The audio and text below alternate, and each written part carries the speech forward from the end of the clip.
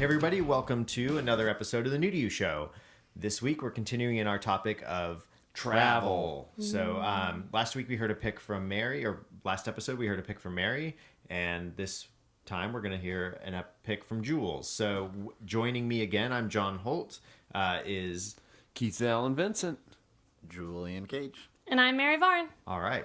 So we're going to roll pretty quickly into it, and maybe we'll get to locations this week. So just a real quick, the travel topic is places that not all of us may have gone to, but places that we've experienced sort of in a new way, and talking about maybe some of the just discussing places we've been. And, it's that and also simple. Holt. You don't have to make it more. Our conceptions it's not of more. them. It's not more complicated than that. It is. It's like, hey, I went to this place. It's cool for these reasons, and we're like, really? Tell me more, and that's it. Yeah, but I don't want people to think there's no structure and they're just going to fall into a hole of talking. There might be some tips if you are interested in going to those places. Yeah.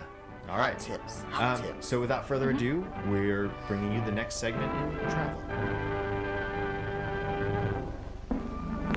Land where the Eiffel Tower rises in fantastic filigree against the sky, where the incredibly beautiful city of light spreads its fascinating pattern, from the inspiring Palace of Versailles to the hallowed glory of the historic Bastille, from the colorful atmosphere of old Montmartre to the nostalgic scenes of the Boulevard de Montparnasse, where the rolling river Seine still flows down the whispering paths of the century. You know that land, everyone does. Hey everybody, so my name is Jules, and my pick for travel is a particular part of France. On a recent trip, which I think I mentioned on a previous episode of the show. We did discuss it, It was brand new to you, but I'm so excited about it that I'm going to talk about it again and at more length. You're allowed to. That's right. Europe loud too. So a little backstory. I'm half French. My mother's French, and I grew up in France, but then would spend a lot of my downtime, a lot of my vacation time coming to here to America to spend time with my father. So I haven't actually done a lot of traveling within France. And so I often go see my family. Usually I'm in the, for a long time I was in the Paris region where my grandparents lived. And more recently, I spent a lot of time in Alsace, which is right on the border with Germany, which is, and that's where my mother and my sister live. And that's a lovely region that I could definitely talk about. But I think because it was more new to me and more kind of novel, I'm going to talk about this particular part of the Rhone-Alps region of France. So we were going to that region for one of my cousin's weddings. So we first got there and did the wedding thing, which was, and probably the largest city in the area is Grenoble, and so that's probably like the easiest spot to find on the map that's nearby, and then obviously the whole Alps, like mountain range. And so we were kind of north of where we ended up staying for the wedding. So that was a couple of days, and that was really nice, and got to see the whole family and everything. And then my mother and my sister had found the wonderful rental house on a farm nestled in the Alps mountains. And the specific region we were staying in is called the Vercors Regional Natural Park. And so it's this, here, I'll just read a little description. Maybe spell that? Yeah, so it's Vercors. And so it's, I'll read the little description because it encapsulates it very well. So the Vercors Regional Natural Park is a protected area of forested mountains in the Rhône-Alpes region of southeastern France. Set on a limestone plateau south of Grenoble, the park extends into the French Western Alps. So that's kind of like the general area that we were in. And so they had really found a perfect spot for us to stay.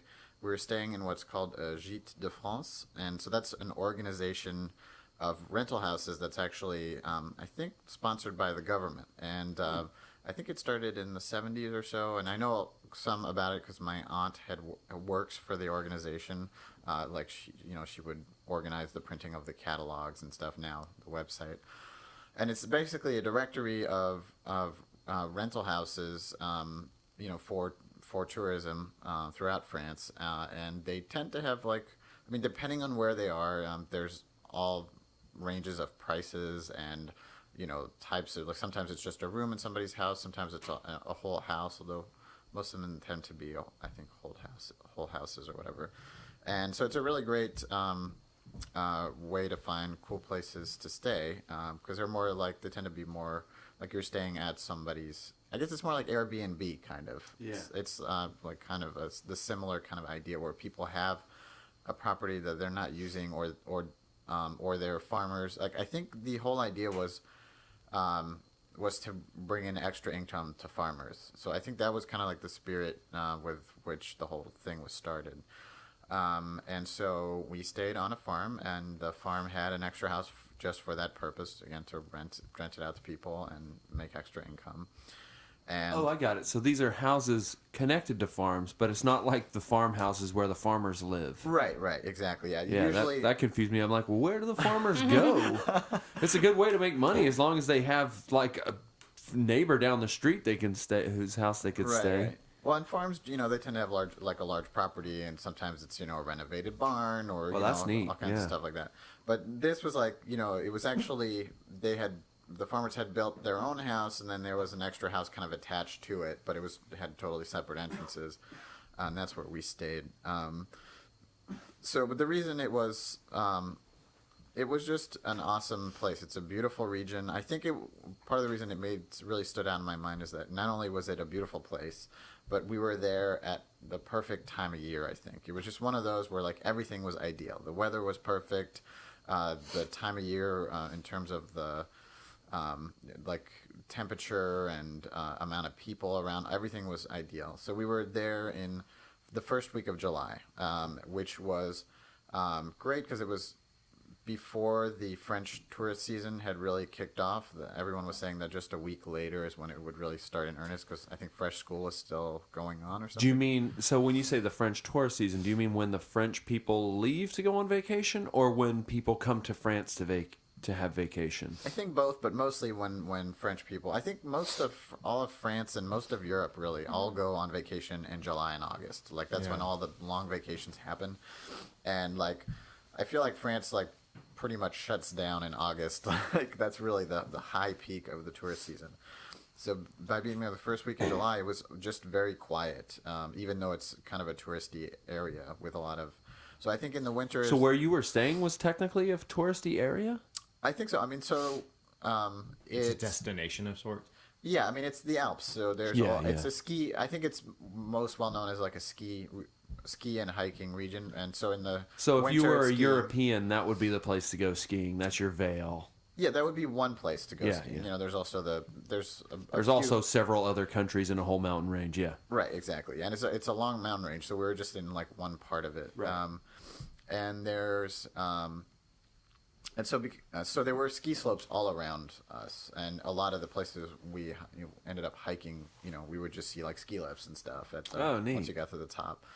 So and You're like, God, why we hike this? We could have just taken the ski lift. Yeah, exactly. But that was the funny thing. Everything's shut down for the summer, So we, so we're right on this farm, and the farm is just like, at a high altitude itself, like nestled in the mountains.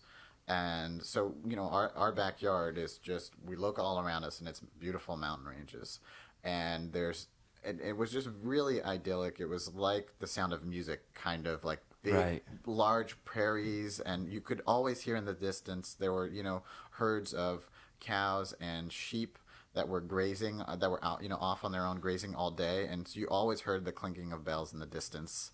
And there were just, beautiful fields all around that were still flowering. They hadn't been cut down because basically they've still like kept up the traditions there of having grazing animals and of and then they graze a certain area. Right, and then kind of like wherever there's space, like there's in fact the farmers were telling us they had cut down a lot of the forest to make more grazing area. And the reason But like a century ago, they had cut it down. Not like last Yeah, these year. are old traditions. Yeah. And they've kept it going. I mean, it's not as active as it used to be, but there's still a lot of people who keep it going to make like products in the traditional way. Like really locally grown. Yeah, so there's a lot of like sheep and goat cheeses and like just things that are very specific to that region, and that's very big in Europe and in France in particular. Now the whole idea of they call it the terroir, which just means that that certain places, certain products, certain cheeses, certain wines can only come from this one region, and it's all the particulars of that region that make this special product. Right, like champagne is a right. popular And example of feta that. cheese. Right, and they protect, and so I mean, not that's only not from France, but right, and because they're very proud of it, and it's a valuable product for that region. They protect that brand, if you will. So it's like you can't make, like a certain type of cheese like you can't make a camembert unless you're in that region. Right. You're not allowed which to call makes it that. which makes perfect sense because all those things do have to come together to make it as good as the legendary real camembert. Right. Exactly. So there's still a lot of traditional. A handful of farmers doing it very traditionally, but normally they were saying we got lucky because normally all the fields would have been cut down to make hay for the winter because it's basically there's beautiful summers, but then the winters are very cold and there's a lot of snow, and so all the grazing animals are inside big barns all winter long, and they just stock up all this hay to feed them all winter long. And so normally it would have been cut under already, but because they had a late winter and a long spring, something like that, like I think everything was kind of delayed that year. And so we were still kind of basically at peak spring, even though it was early July. And so there were just like beautiful flowering fields as far as, like you would just be like, look for miles, you would just see these amazing flowering fields that were What just kind of picturesque. colors? What kind of flowers? Like pink, yellows, like just a mix of all. Bright green, just like kind of your ideal of what a beautiful like natural prairie looks like. Right. It was that perfect. And I have a couple of. How do you know what I think of when I think of natural prairie? That's what I thought of or whatever. So I have like some beautiful photos that I took. So maybe we could post a couple of them on the site so people can see what I'm talking about. Maybe you can judge for yourselves whether or not you agree. But we loved it, and my girlfriend. Yeah. Here's how it'll go. Someone will be on the website. Hey, he's right. France is pretty. Yeah. I should have believed him the whole time. Wait, is that Julie Andrews? He wasn't full of crap at all. But it's funny because like I often think it's France is compared to the United States. It's a small country, right? It's the size of one of our states.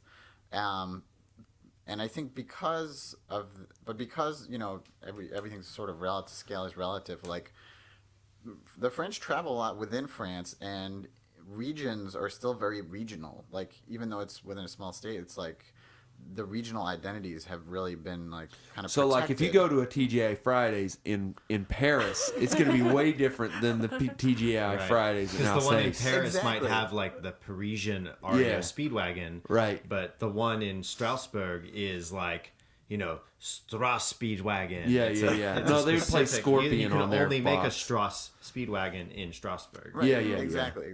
So it is surprising that you're only an hour from another place, but it does feel still very distinctive. I mean, this place obviously is very distinctive just because of its geography. But so the other thing about the Alps and that whole place is that everything is more dense, but they've. I always think that the way that France is laid out, it's sort of like left over from medieval times, because there's a lot of small towns that are then separated by fields. And even though it's pretty populated and there's not a lot of, like, they don't have large expanses of wilderness like we still have in parts of the United States, or if you go to the Amazon or something like that. It is very, even when you're in, like when we were hiking in the middle of the Alps, like you could always look out and see, human.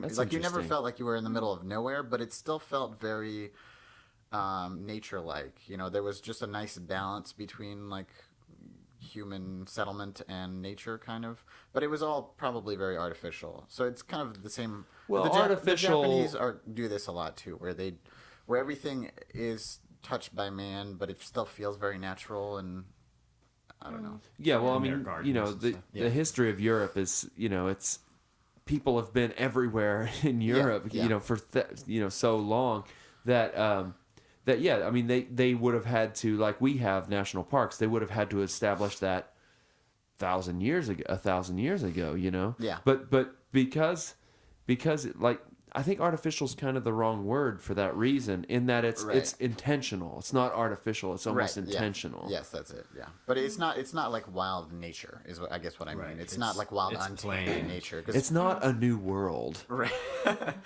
Because I do think that is the one thing that's amazing about the Americas in general is you can still, I feel, get that taste of untamed wilderness or whatever. Like, and you really can't get that feeling very easily in Europe.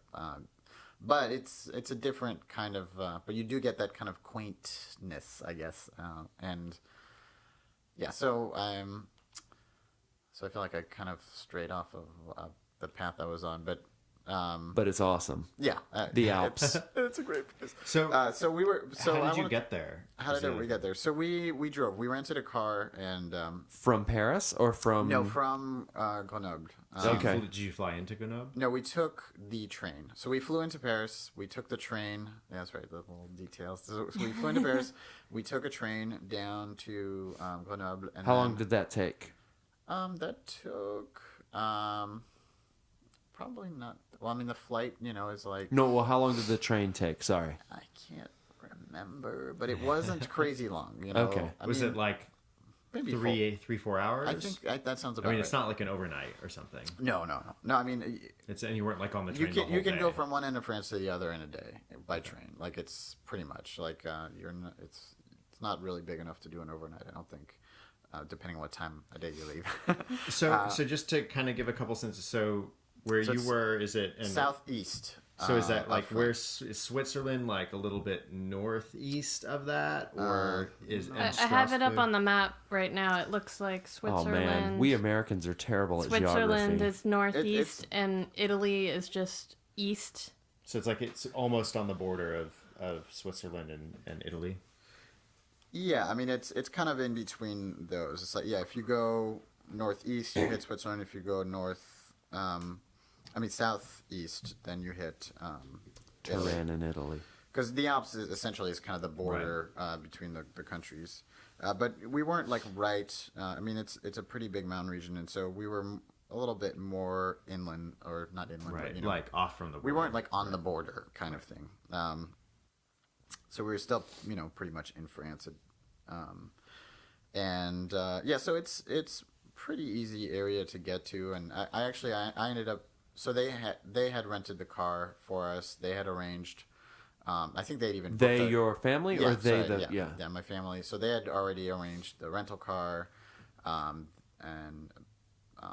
they had gotten the rental house. So a lot of the legwork was done for us, and I think also since my cousin lived in the region, she was able to make some recommendations. So she had recommended this area, the Vercors area, which was a good tip because it was a great spot. So that definitely helped a lot, because I think when you're just looking online, it can be a little trickier. I mean, they were doing that, but I think being in the same country on the same time zone, like they were able to make calls, talk to people. Like, I think that definitely made it easier to find like the right thing, and we have similar tastes into the kind of places we wanted to stay, so that made it so I kind of could trust them with all that. So it made the arrangements very easy for us. And I ended up driving there. It was probably the most driving I've done in France in a while, and it was surprisingly easy. I was worried about being confused or are they whatever. Right side drivers? Yeah, everything just is Well, very here's a question for you. So you speak beautiful French. I mean, you so speak passable if Mongoloid French. if someone doesn't speak that well, would you recommend the same trip? That's a good question. Yeah, like if me and Keith stumbled over there. Yeah, and I was like, not as spies, not as merci. spies. Like we aren't spies. Oh la la, merci. I mean, I'm it was, American. I guess the only thing I would say about that is it was a touristy region, so I think they're used to having like, and we definitely passed, like some hikers that were not French and stuff like that. I mean, but were they Norwegian who sure spoke French? Yeah, or the Swiss who like speak, Who already speak French? like they speak Swiss francs. Yeah, I don't know. I don't know. It's a good question. I mean, I think I guess we should ask your girlfriend. it would be probably a little bit, maybe a little bit harder, but I don't think it's that much harder than anywhere else in France, honestly, except maybe Paris or something. I mean, it's not like, I mean, I think in France, I mean, we were definitely it was more rural, so there were probably, I don't think you could English count, speakers. right, I don't think you could count on everyone speaking English, but at the same time, we were pretty autonomous. Like, we just rented a house. So as long as you can we went and bought some groceries. You know, I think you could do as long as you have enough of the language to get through some kind of financial transactions and where's this, where's that, you're good. Right, and a lot of that stuff's pretty like, you know, it's not hard to do. You can just do gestures and throw money at people. And, you know, it's like but you know, 70 francs is not so easy to know unless mean euros. Oh, sorry, euro. Well, 70 euro, it's, you know, unless you know the word for it, which is 50 and 20. Right. I mean, you can, you know, I don't know. Having traveled to places where I don't speak the language a couple of times, you can just kind of look at the register. You see the numbers. I don't know. It's not too hard to get by if you don't speak the language to buy things, you know, and people want your money. And it's probably written down. Yeah. You know, it's, I mean, I think we probably got a little bit more out of the trip in that we were able to have like deeper conversations with the farmers, which I want to talk a little bit more about. was Zoya able to do any of it? No. Okay. I mean, you know, she's learning though. She's getting there. Yeah. I mean, she knows. Yeah. I mean, she knows enough French to, you know, do basic things and get Cool. by and ask a couple of questions. And you know, she could recognize certain words. She can make out generally the gist of what people are saying. Sure. But you know, it's definitely not the same experience if you don't speak the language. So, but I don't think it's Never mind. unapproachable. Pretty much Don't never go mind there. on everything. So thanks, Jules. No, it's definitely doable, and it's worth. I And know, it's, I'm just kidding. it would be worth it. But you know, I think like going any place, you would probably want to like learn a few phrases to get by, and I think with the French, as long as you make the effort to just ask people, you know, to ask them in French, do you speak English? Because a lot of people do, at least, or enough, especially when you're in a touristy area. And I think they just don't like it if you assume anything. You know, I think if you're just, and I think because a lot of American travelers feel self-conscious about it and they feel judged or whatever, they won't even try. But if you just try and you just, you know, like I said, just have a few French phrases to initiate conversations with people, it will do a lot to just smooth things over and to get a better response from people. I think the French are only, you know, quote unquote rude if you make assumptions and that kind of thing. I mean, the other thing in general with traveling in France is just culturally, that idea that the customer is always right does not exist in France. Yeah. In France, the customer can be wrong, and you will be straightened out. And that's whether or not you're French. You know, even if you are French, you just kind of. But people take that as being normal. Like you're just not as babied and pampered. Do you have an example at all? Oh yeah, I got many examples. But the one that always stands out in my mind is we once. This was when my mother lived on the east coast of near west the coast of ocean. France, on the Atlantic Ocean, in kind of a beach town, and we went to with a former girlfriend of mine. We went to a Mexican restaurant on the beach. So to go to a Mexican restaurant in France is already pretty funny, and then she was a vegetarian. She tried to order a vegetarian burrito, and the waitress was like, "Oh no, like." The burrito is a meat dish, so she refused to make a vegetarian burrito. Which, you know, someone who like has been to Mexico, eaten authentic Mexican food, I know that they do have vegetarian dishes. Yeah, and they don't really give a crap what you put in the burrito. It's not a cuisine. It's just like food. You know what I mean? It's like. Yeah, so that. So in this case, the customer was right, but was treated as though they were wrong. Right, We will not sell you a burrito. They knew better, without... and we were told, and so we were able to compromise, and they were willing to make a quesadilla without meat. So so you can definitely, that kind of stuff can happen, and you just got to roll with it, you know. Yeah, you won't win if you try to argue. It's awesome.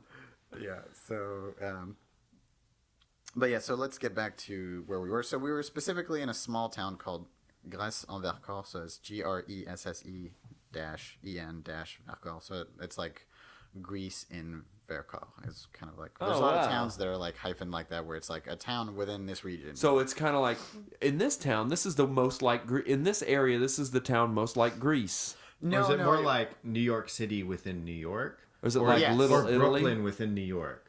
Yeah, it's kind of like Or it's Park Slope within Brooklyn. Within New York. It's kind of more like that. Yeah, it's like it would be like the town is called like like New York City kind of. Yeah. Got it.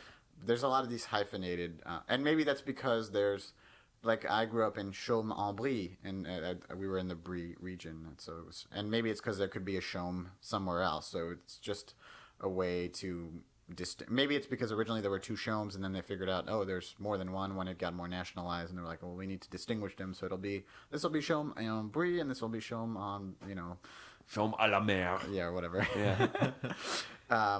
So it was this huge milestone. So we were on the farm, which was like I would say a 20-minute walk from a small town that had like a little tourist like help center and a small church and a couple of little hotels, cafes, kind of thing, and that's about it. And there was like one store where you could kind of get a little bit of everything. That's where you would go buy the bread, but it wasn't a traditional bakery. And you could also buy other random little sundry kind of general store. Yeah, it was kind of like a little general store. Kind of. Yeah, That's a 20-minute walk, you said? I would say, yeah. I mean, you could go faster, but if you're at a leisurely pace, it was about 20 minutes out of town. But what was cool is that the whole area was just like riddled with hiking trails, and there was a hiking trail that went right by the farm, and so you could just take this trail. You could take this trail right into town. And you wouldn't have to take the big roads. You wouldn't have to take the car roads. Right, exactly. Or, you might cross a couple of them. But and the whole area, I think because it was, kind of touristy and all that, was... So I had this whole hiking trail system, but it was like beautifully marked. Like they were just like at every like trail intersection was like a little pole that had... and each of those little intersections had a name. So like kind of a... I don't know what you would call that. Like a...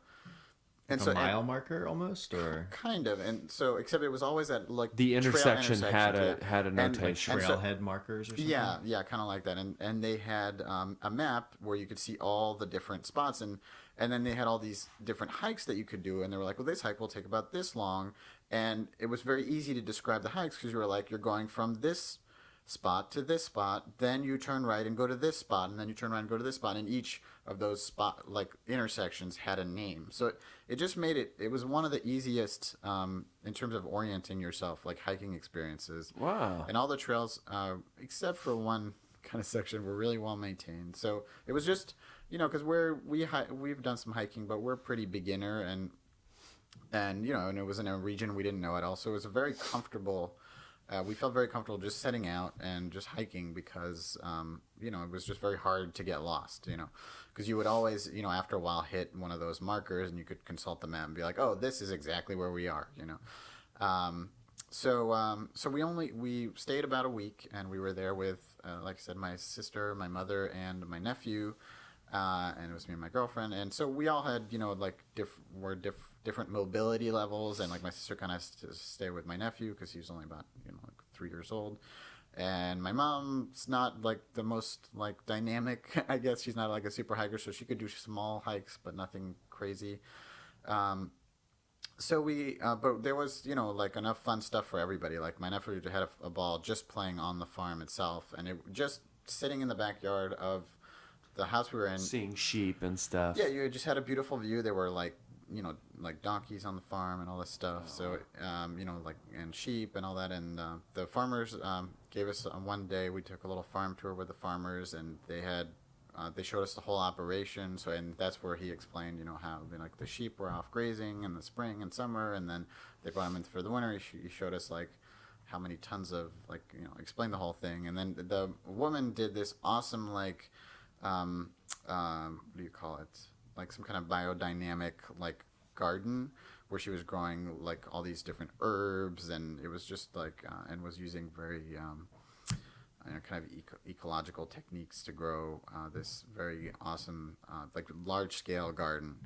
And they were young, like farmers. They had just taken over the operation from someone else about 3 years ago, so they were still like very excited and kind of building the place up, and so they had a lot of enthusiasm for it. So it was really neat to hear about it from them, because they were not like jaded, and they had kind of like more modern ideas about farming, and also like eco-friendly and all this stuff. So we are all kind of into that stuff, so we ate it up. And my girlfriend is just like nuts about plants and flowers in general, like, and so just everywhere we went, she was stopping every 10. The tough part of the hike is every 5 feet she was stopping to take a picture of some flower she had never seen before, or to identify later, I'm sure. Yeah, or just to it's like nice. Pokemon. It was like she had to catch them all. Like, and it was almost like compulsive. So that slowed us down on our. So one day we did take a day hike just on our own, and just the whole day, like we hiked out, went to the top of one of the mountains we could see from where we were staying, and it was a great hike. And once we were at the top, it was just a gorgeous view, and they had picnic tables at the top. Wow. And we had packed like a French picnic. We had like a baguette and some cheese and an apple, and all of a sudden we just like that was just like a wonderful memory I will always have of having that lunch on top of this mountain. It was just any wine. Amazing. We didn't bring wine on the hike. We did have some wine and some local beer when we got back, because we were pretty bushed after that. And that's one thing about day hikes. That's the tricky part, is you always have to like do the right distance and time it out so you can go there and back before nightfall, and also you're always like getting there is always easy, and then it's always on the way back that you start to hit the wall and be like super tired. But luckily we were going downhill that whole time, and it was pretty easy. And but yeah, it's a wonderful region. It was just beautiful everywhere we went, and especially at that time of year. So I just would really recommend. So go visit. What you're saying is go visit the French Alps area. Yeah, I'm pretty sure you can't go wrong in that whole area. I mean, that particular spot, that farm we were at, was really great, and I can recommend that. But I'm pretty sure there's a lot of places like it in that general area. Do you think you could get to that area without having to rent a car or get around? I don't think so, because like we to get to. I mean, I think to get like to the more remote parts where you're literally in the mountains, you're always going to have a car, I think, because it's not easy to run trains or anything over there, and there was just basically unless you arrange something with the homeowners or the people who run the place ahead of time, to pick you up or something. Yeah. But I think probably renting a car is just easier, because then also we were able to make little day trips to go visit some caves and other things of interest in the region, and we could go down and get food, because there was basically like a larger town at the in the valley, basically, and it was pretty much a 20-minute drive to get to that town, and so it just made it easier to stay cheaply for an extended time by having the rental car, I think, because the whole trip was surprisingly, like, the whole week was very inexpensive. I mean, we split it with my mom and my sister. I can't really remember how much it was, but it was like very, very affordable, especially because we cooked our own food and everything. So beyond the price of the plane ticket, the stay itself was pretty affordable.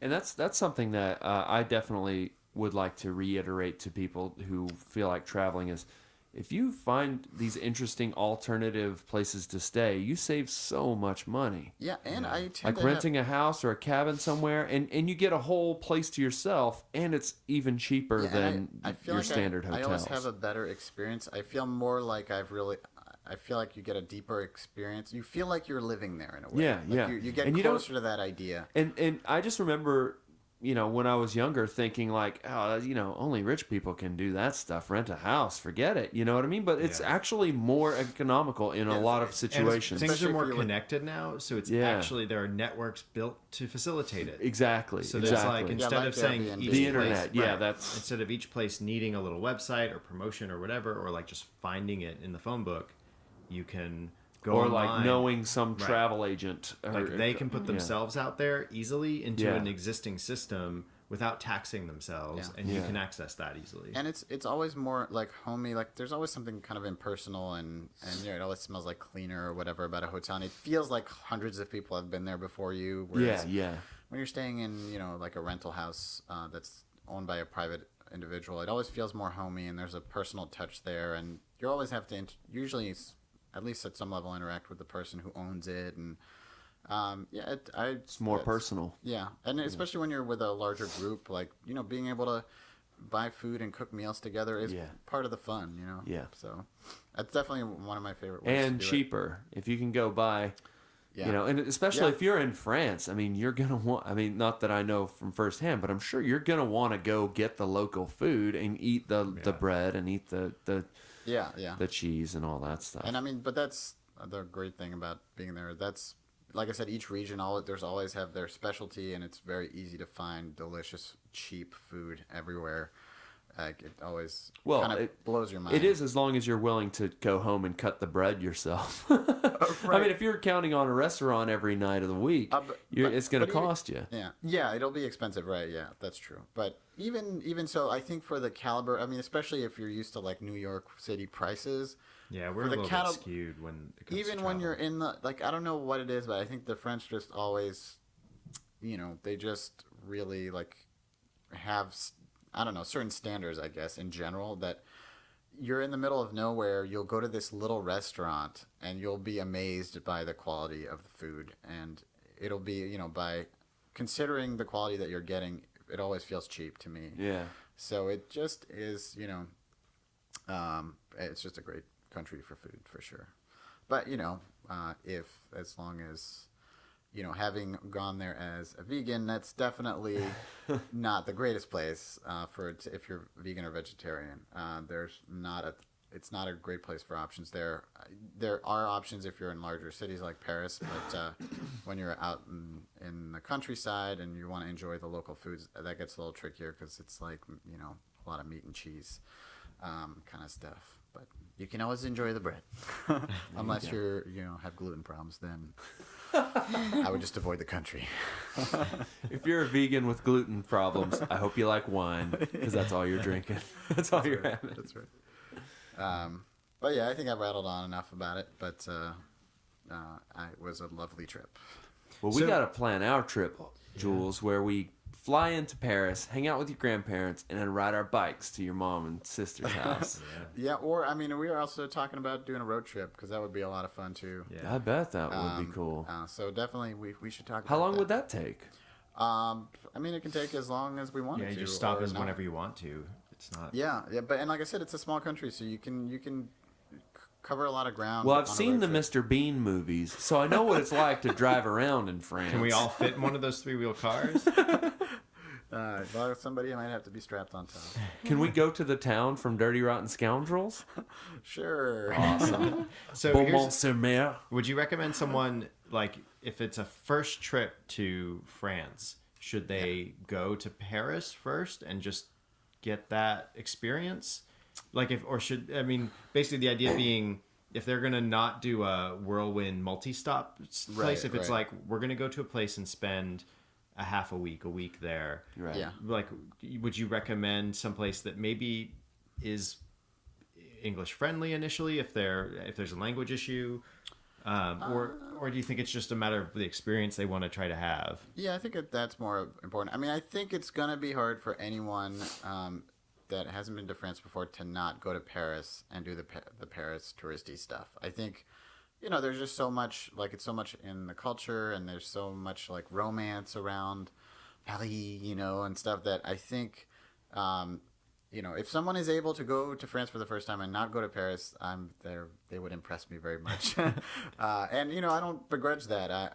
But for some reason, like, I like Paris, but it doesn't blow me away, like, in a funny way. Like, maybe it's because I went there under, like, kind of commonplace circumstances, and I would just go there to stay with my aunt, and maybe it's because I live in a major city, so going to the countryside is more like fresh for me. So I don't actually, when I go now, I don't, I don't always make a point to go there.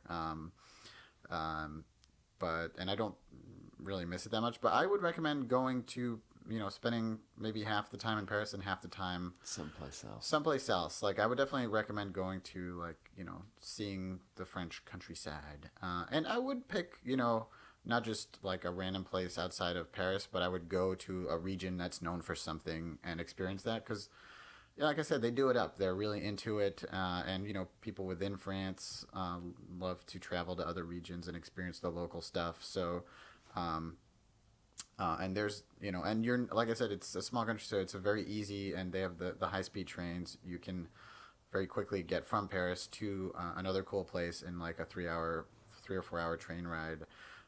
So I would really recommend doing like kind of a half and half, like spend half your time in Paris, do that, and spend half your time in some, and there's just a long list of cool regions that you could visit. The Alps is just one example, and there's probably some that are more accessible where you could just take the train, get off the train, and hang out.